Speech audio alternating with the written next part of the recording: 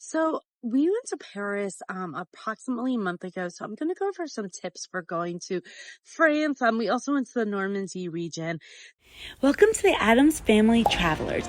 Join us as we use our vacation days to travel around as much as we can and enjoy exploring the world. Make sure you join us on our adventures. So my first section, I'm going to talk about like transportation. So we took a plane over to France from the East Coast of the United States. We took an overnight flight. While you're tired the next day, I feel like that's the best way to go because you're not wasting any time doing transportation. And just my tips for that are just kind of get some coffee, try to power through. You don't want to take a nap because then you're going to have trouble getting acclimated to the new time. So we just powered through and then, went to bed early. So, as far as transportation, once you get into we flew into Charles de Gaulle Airport, and once you get there, you can take a regional train into Paris. The regional trains cost about €13, and that it's about an hour train ride. Then the subways, so there are two ways to pay for the subway. There's a Navigo card, and then there's also you can pay using the app, for the subway. We had a lot of difficulty paying using the app. We would buy the tickets and then they wouldn't scan.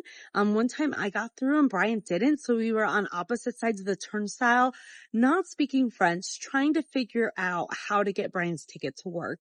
This happened to us multiple times where we would buy the ticket and not scan it. We ended up buying the card, which costs $2, and that worked so much better. So I recommend the card, and just a card, and know that the metro in Paris is very busy.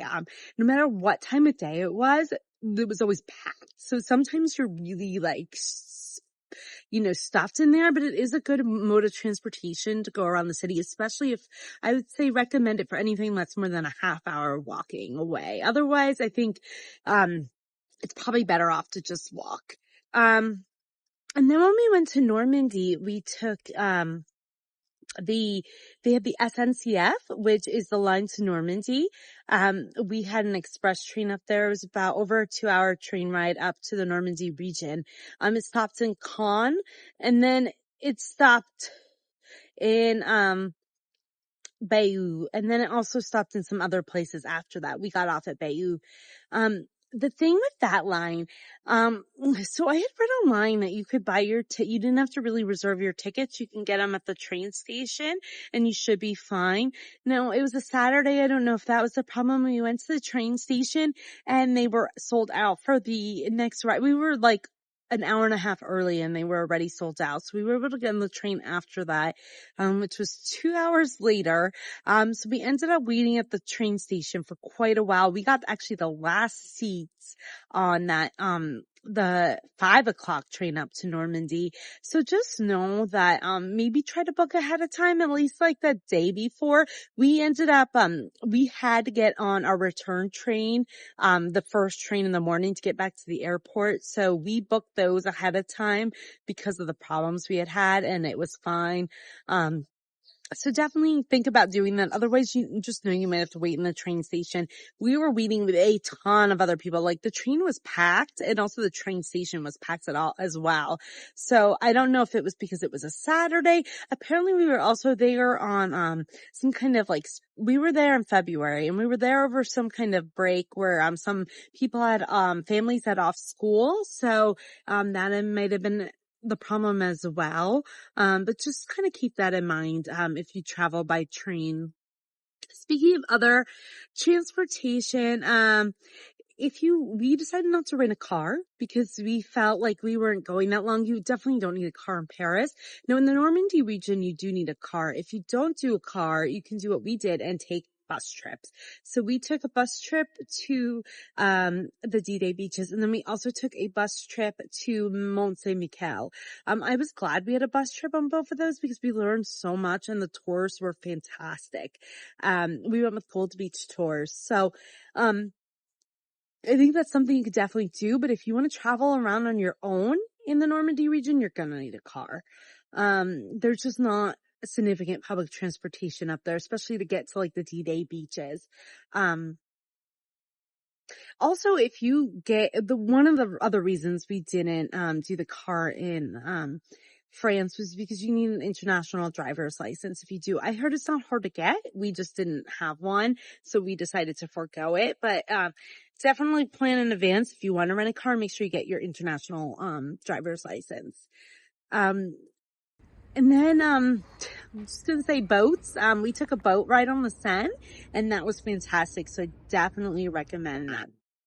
As for some other tips for visiting France, obviously the language is French, the money is euro. We used our credit cards the entire time. We encountered one cafe where they said they didn't take credit cards over under a purchase of $10. I was just getting a coffee, so we ended up getting a pastry and Brian buying a coffee. I think we explained to them that we didn't have any euros because we were traveling, and they had us buy a couple more things, but I think we spent like $7 or $8.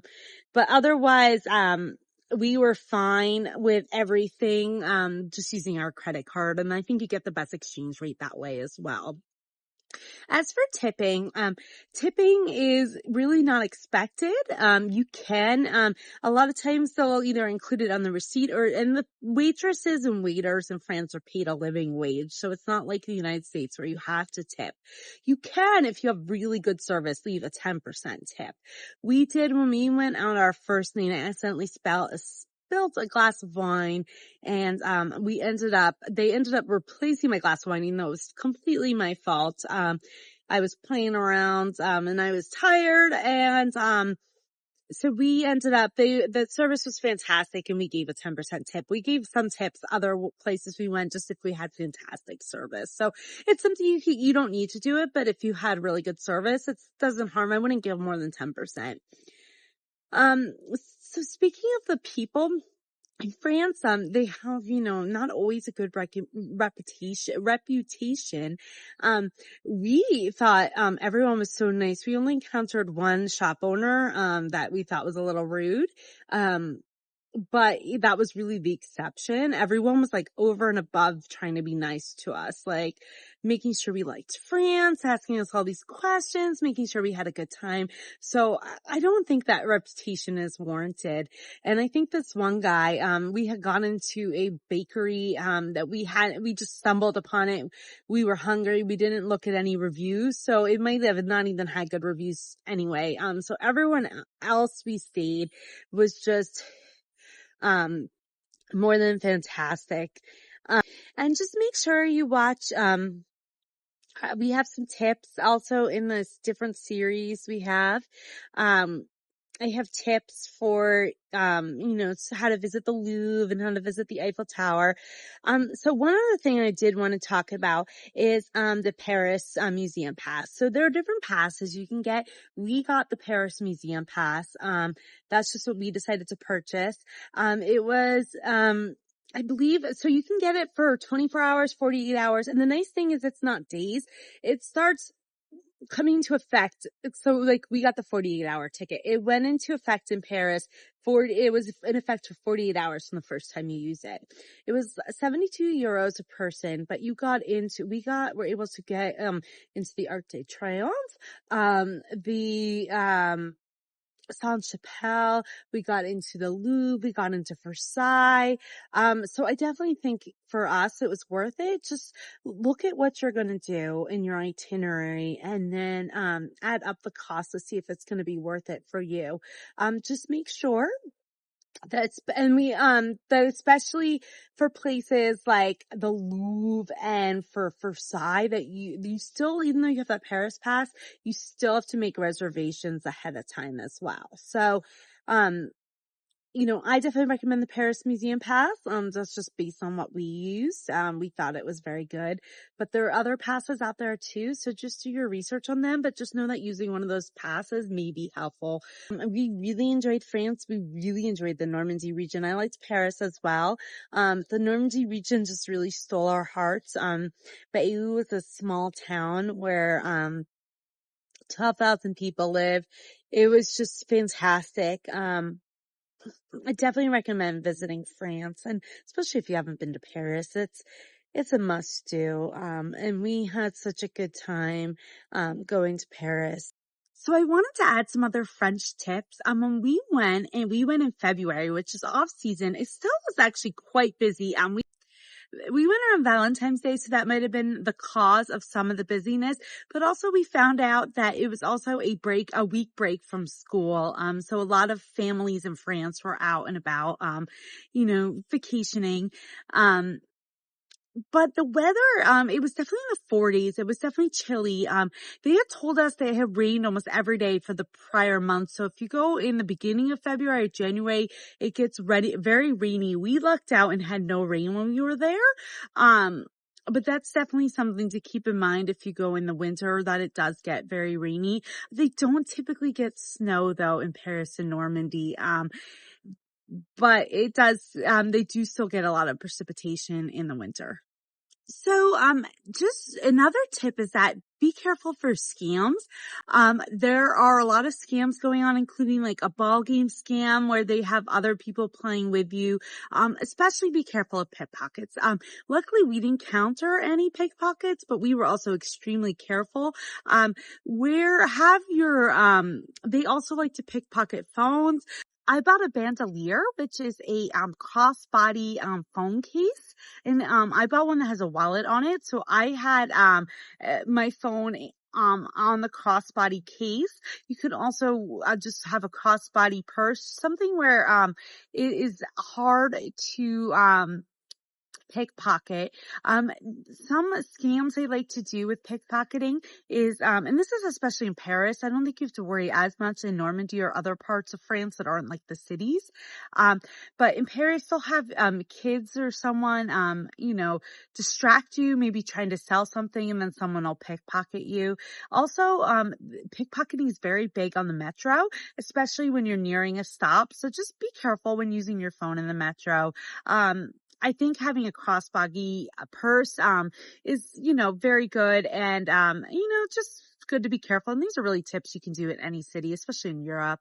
Um, Another thing is just, when you go to the major sites, you're definitely going to see armed guards. I had never seen anything quite like it. They were very armed, by the Eiffel Tower, by all the Louvre, all the major important sites. So just know when you go to Paris, you're definitely going to see armed guards. They're there obviously to protect the sites and make sure everything's okay. You don't need to worry about it, but just know that you're going to see them. They have like heavy duty kind of guns, definitely extremely armed. Another tip is if you're in a place like the Louvre and they have bathrooms, try to use them there. If you're out in public, like in the train stations, you will have to pay for the bathrooms. When we were in the Saint-Lazare, I'm butchering that,